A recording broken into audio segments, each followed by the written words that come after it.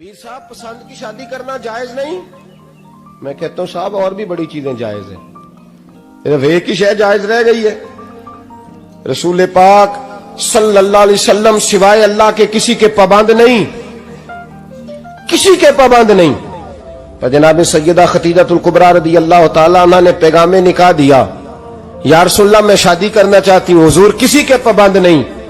پر میرے محبوب نے فرمایا میرا چچا میرے والد کی جگہ ہے، میں اپنے چاچا سے پوچھ کے تمہیں جواب دوں گا۔ یہ ہے پسند کی شادی جو میرے نبی نے بیان فرمائی ہے۔ تو سارا کچھ کراس کر کر کے گزر جاتا ہے، یہاں تو حال یہ ہے کہ پالنے والا کوئی اور سائے میں بیٹھنے والا، باغ تیرے دی کر کر راکھی میں ساری عمر گزاری، تو جدوں اے پھل پکن تے آیا تے لے گئے ہور بپاری۔ اور بیٹا گزرتا ہے اماں کے دروازے کے آگے سے، اماں کے دروازے کے آگے بیٹا امرود لے کے آیا ہے 6 کلو۔ توجہ ہے میری بات پر؟ ادھر دیکھیں جی، چھوڑیں تھوڑی دیر ہماری سنیں۔ وہ امرود لے کے آیا 5-6 کلو، تو اماں کے دروازے کے قریب سے گزر گیا رات کو۔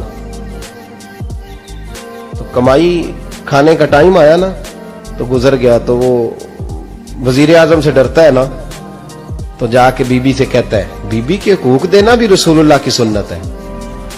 لیکن یہ کیا بات ہوئی، تو نے بیوی اور ماں کا مقابلہ شروع کرا دیا؟ سمجھ تو صحیح، یہ تیرے لیے کعبے کی جگہ ہے اور تو بیوی کے لیے کعبے کی جگہ ہے۔ اسے بھی سمجھنا چاہیے، غور کرنا چاہیے۔ 5 کلو امرود لے کے تو ماں کے کمرے کے قریب سے گزر گیا ہے۔ بی بی کو جا کے کہتا ہے چل آدھا کلو اماں کو بھی دے آ، اس کے کون سے دانت ہیں؟ تو پلیٹ میں ڈال کے وہ لائی ہے۔ تو سمجھا ہی نہیں، تو نے غور ہی نہیں کیا۔ بندہ تو وہ ٹھیک نہیں تھا، نیپولین۔ تو کسی نے اس سے پوچھا تھا بتا زندگی میں پیسے لینے کا مزہ کب آیا؟ اس نے کہا کہ مجھے مزہ تب آتا تھا کہ میں اپنی ساری کمائی لا کے اپنی اماں کے ہاتھ پہ رکھتا تھا، اور پھر جب میں اپنی ماں سے تھوڑا تھوڑا خرچہ لیتا تھا نا، تھوڑا تھوڑا، توجہ ہے میری بات پہ؟